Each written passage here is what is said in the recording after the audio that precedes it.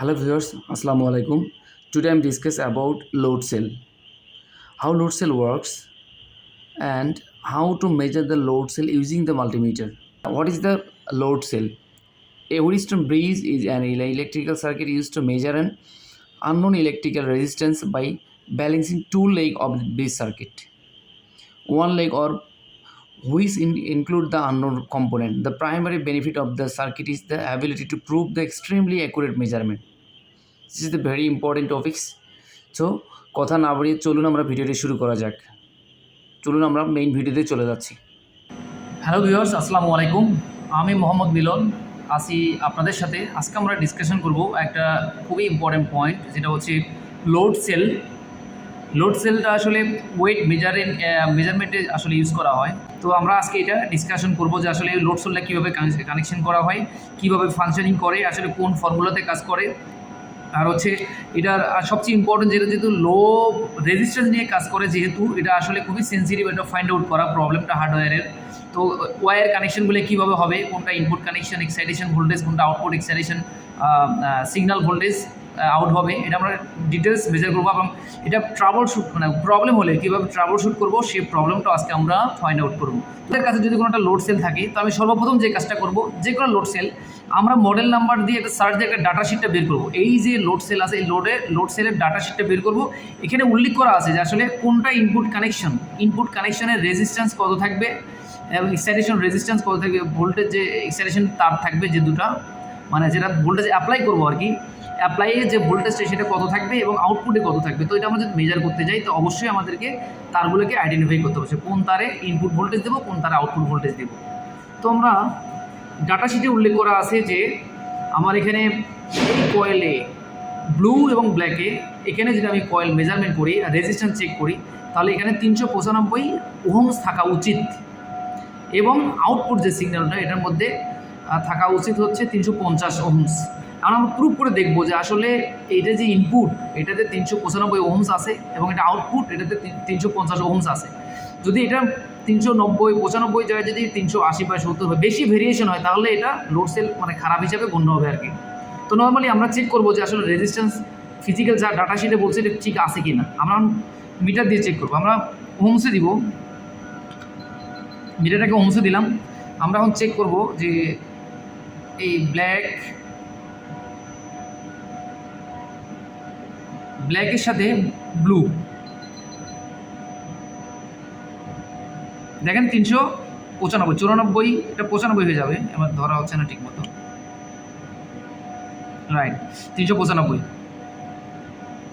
94.9, তার মানে 95, তার মানে 395 আর রেজিস্ট্যান্স আছে কিসে 395, দেখেন 395 রেজিস্ট্যান্স আছে, মানে ইনপুট ভোল্টেজ, যেটা আমরা ভোল্টেজ অ্যাপ্লাই করবো এক্সাইটেশন কয়েলে, এটাতে 395 ভোল্টেজ আছে, 395 ওহমস আছে, ভোল্টেজ নয়। আমরা আউটপুটটা দেখবো। এখন আউটপুটে 350 ওহমস থাকা উচিত। এখন কত ওহমস আছে এটা চেক করবো।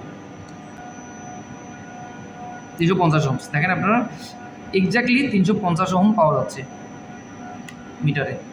তার মানে যেটা ডাটা শিটে উল্লেখ করা আছে যে আসলে আপনারা যে এই লোড সেল ভালো আছে কিনা এটা প্রুভ করার জন্য, যে আসলে ইনপুট ভোল্টেজের যে তার দুটো এক্সাইটেশন কলে রেজিস্ট্যান্স চেক করলাম আমরা, 395 পেয়েছি এবং আউটপুট যে সিগন্যাল বের হবে, তার মানে এই তারগুলো ঠিক আছে, এটাও ঠিক আছে, এটাও ঠিক আছে, তার মানে এই সাইডটা পুরো ঠিক আছে। এখন আমরা প্রুভ করবো এখানে ভোল্টেজ অ্যাপ্লাই করে, যে আসলে ভোল্টেজ অ্যাপ্লাই করার পরে এটা আসলে কী পরিমাণ আউটপুট দিচ্ছে, আমরা এটা এখন চেক করবো।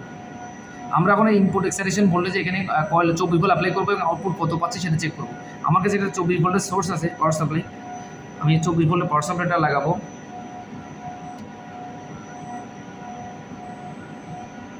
এটা হচ্ছে 0 ভোল্ট অ্যাপ্লাই করবো এখানে আমি পজিটিভ ভোল্টেজটা অ্যাপ্লাই করবো।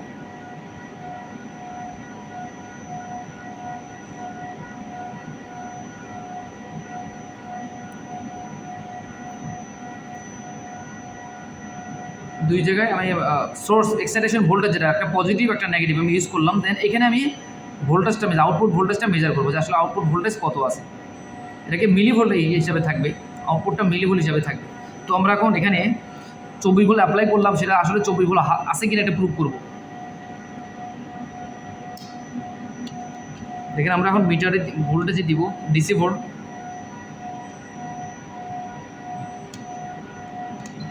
আমি দেখি আমার আউটপুট ইনপুট,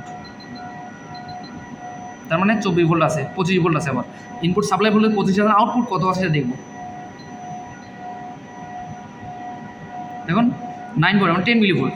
তার মানে এটা একটু ফ্র্যাকশন আছে, এটা জিরো হওয়া উচিত, আপাতত জিরো হবে। বিকজ এই অবস্থায় আমি যখন লোড পড়বে, যখন লোড সেলের উপর লোড পড়বে তখন এটাকে মিলি ভোল্ট দেখানো উচিত, বাট এখন দেখাচ্ছে মানে এটা ইরোর আছে। এটা আমরা যখন ক্যালিব্রেশন করব, ক্যালিব্রেশনে এই মিলি ভোল্টটাকে জিরো করে দিব। বর্তমানে দেখাচ্ছে আপনার 10 মিলি ভোল্ট, তার মানে এই 10 মিলি ভোল্ট এখন দেখানো উচিত না, বিকজ আপনার লোড সেলে এখনও প্রেশার পড়ে নেই। যখন লোড সেলে প্রেশার পড়বে, মানে তার কোনো ফাংশনিংয়ে অপারেশনে যাবে, তখন এটাকে 10 মিলি ভোল্ট দেখানো উচিত ছিল, বাট তার আগে এটা মিলি ভোল্ট দেখাচ্ছে। তার মানে এটাকে ইরোর আছে 10 মিলি ভোল্ট। আমরা যখন এটা সার্কিটের সঙ্গে লাগাবো, এটাকে ক্যালিব্রেশন করে 10 মিলি ভোল্টটাকে 0 মিলি ভোল্ট করে দেবো, মিলি ভোল্ট করে দেবো, তার মানে এটা 100% অপারেশন করবে। তার মানে এই লোড সেলটা পারফেক্টলি কাজ করবে, এটা ঠিক আছে এখন। তো এইভাবে আপনারা আপনাদের লোড সেলটাকে ঠিক আছে কি না প্রুভ করতে পারবেন। তারপরে কীভাবে কানেকশন বের করতে হয় সেটা চেক করতে পারবেন। আমি আমার পাওয়ার সাপ্লাই সোর্সটা বন্ধ করে দিই, খুলে দিলাম মিটারটাকে বন্ধ। যে লোড সেলের যে ডিটেলসটা আমি যদি বলি, এখানে আমার একটা সার্কিট আছে, আমি এটা ঢেকে রাখছি প্রোটেকশন দিয়ে, যেহেতু সুপার এনাবেলের চিকন মাইক্রো লেভেল তার ইউজ করছে, তো এটা যদি থাকে তো যে কোনো মধ্যে ছিঁড়ে যেতে পারে, সেই জন্য প্রবলেম। আমি এটাকে ঢেকে রাখছি প্রোটেকশন দিয়ে। আর এটা হচ্ছে আমার লোড সেলের যে মেইন সেন্সিং এলিমেন্টটা। এখানে একটা কোনো এলিমেন্ট যখন আসে ধাক্কা লাগে বা পুশ প্রেস করে, তখন এটার উপর ডিপেন্ড করে রেজিস্ট্যান্সের ভ্যালু চেঞ্জ হয়, দেন আউটপুটটা আমরা পেয়ে যাই। এভাবে মেজার করতে পারি আমরা। 25 কেজি যখন মেজার করবো আমরা, তাহলে কত মিলি ভোল্ট আমরা আউটপুটে পাবো। যদি আমরা 24 ভোল্ট অ্যাপ্লাই করি, দেখেন 2 মিলি ভোল্ট পার ভোল্ট, তার মানে 1 ভোল্ট সমান যখন 2 মিলি ভোল্ট আমরা আউটপুটে পাবো। তার মানে যখন আমরা 25 কেজি ওয়েট করব, তখন 48 মিলি ভোল্ট পাবো আমরা আউটপুটে, এই তাপদুটের আউটপুটে 48 মিলি ভোল্ট পাওয়া মানে এখানে 25 কেজি ও মেজার করবে। 25 কেজির উপরে ও মেজার করতে পারবে না। এটা যে ফর্মুলাতে কাজ করে হুইটস্টোন ব্রিজ, এই ব্রিজ সার্কিটটা আমি এখন অঙ্কন করব, এবং এটা কীভাবে কাজ করে, কীভাবে কানেকশন দিতে হয়, সেটা আমি সার্কিটটা এখন আপনাদেরকে দেখাবো। তো চলুন, আমি খাতা কলম নিয়ে আপনাদেরকে এখন এটা ক্যালকুলেশনটা দেখাবো না, শুধু ড্রয়িংটা আর্ট করে দেখাবো যে আসলে কীভাবে এটা হুইটস্টোন ব্রিজটা কাজ করে। এখানে আপনারা দেখতে পাচ্ছেন যে আমি হুইটস্টোন ব্রিজ আমি 3টা সার্কিট অঙ্কন করে রেখেছি, সার্কিট 1, 2, 3, এবং 3টার ভিতরে 3টা হুইটস্টোন ব্রিজের ভিতরে কোন ব্রিজটা গুড লোড সেল হিসেবে কাজ করবে এবং কোনটা গুড সেল হিসেবে কাজ করবে না, সেটা আসলে আপনাগুলো আমি যখন এক্সপ্লেন করার পরে বুঝতে পারবেন সহজেই। যে আসলে দেখেন, কোনো একটা হুইটস্টোন ব্রিজ মানে হচ্ছে যে 4টা রেজিস্টর থাকে, 4টা রেজিস্টর ইন্ডিভিজুয়াল রেজিস্ট্যান্স ভ্যালু থাকে। ফর এক্সাম্পল, এটা R1, R2, R3, R4। তো এই হুইটস্টোন ব্রিজ 1 নম্বর হুইটস্টোন ব্রিজ 2, 3। তো এই নাম্বারে হচ্ছে যে R1 সমান 260, R2 সমান 260, R3 সমান 260 এবং R4 সমান 260। তো এই হুইটস্টোন ব্রিজটা যদি আমি ভোল্টেজ অ্যাপ্লাই করি W এবং G, এইখানে যদি আমি ভোল্টেজ অ্যাপ্লাই করি, তাহলে এটার অ্যাগেনস্টে এটা আমরা আউটপুট পাবো, আর এবং ওয়াই, এটা আমরা আউটপুট পাবো। নর্মালি হচ্ছে এই রেজিস্ট্যান্স, 4টা যে রেজিস্ট্যান্স থাকে, এই 4টা রেজিস্ট্যান্সের ভ্যালু যদি সামান্য একটু হেরফের হয়, এদিক সেদিক হয়, তাহলে আর হুইটস্টোন ব্রিজটা কাজ করবে না।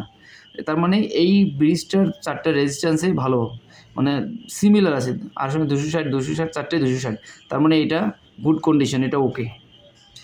দেন 2 নম্বরটা যেটা দেওয়া আছে, এটা হচ্ছে 260, 260, 260 এবং 260.5। তো এই ভেরিয়েশন যদি 260.5 থাকে, তো এইটা তার মানে আপনার রেজিস্ট্যান্স যখন চেক করবেন, 4টা আপনার হুইটস্টোন ব্রিজের যে সার্কিটটা আপনাদের লোড সেল লাগানো থাকে, যখন আপনারা চেক করবেন, এই 4টা কেবল ধরে আপনারা চেক করবেন, যেটা আমি ভোল্টেজ অ্যাপ্লাই করবো এখানে, আর এটা হচ্ছে আউটপুট। সিমিলারভাবে আপনি এখানে যখন এই দুটো তারে মেজার করবেন, তাদের দুটো রেজিস্ট্যান্স, এটা ধরুন মেজার করবেন, দুটো রেজিস্ট্যান্স ইন্ডিভিজুয়ালি একটা করে রেজিস্ট্যান্স মেজার করবেন। যদি সবগুলো রেজিস্ট্যান্সের ভ্যালু সিমিলার পান, তার মানে ওই হুইটস্টোন ব্রিজটা ফার্স্ট ক্লাস, খুব ভালো কাজ করবে। তার মানে এটা একটু যেহেতু ভেরিয়েশন আছে, এটা একটু কম কাজ করবে, এটা একটু ইরোর দেখাবে।